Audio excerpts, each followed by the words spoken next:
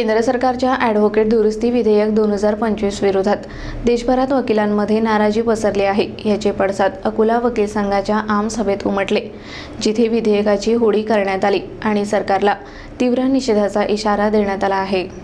केंद्र सरकारने प्रस्तावित केलेल्या ॲडव्होकेट दुरुस्ती विधेयक 2025 विरोधात देशभरातील वकिलांमध्ये मोठा रोष आहे। याच पार्श्वभूमीवर अकोला वकील संघानेही या विधेयकाला तीव्र विरोध दर्शवत आज संघाच्या आमसभेत निषेध नोंदवला। यावेळी वकिलांनी सरकारविरोधात जोरदार घोषणाबाजी केली आणि विधेयकाची प्रत जाहीरपणे जाळून तीव्र संताप व्यक्त केला। वकील संघाच्या पदाधिकाऱ्यांनी सांगितले की हे विधेयक वकिलांच्या स्वायत्ततेवर गदा आणणारे आणि न्यायव्यवस्थेच्या मूलभूत तत्त्वांशी विसंगत आहे। अकोला वकील संघाच्या सभेत अनेक वकिलांनी या विधेयकावर तीव्र नाराजी व्यक्त केली।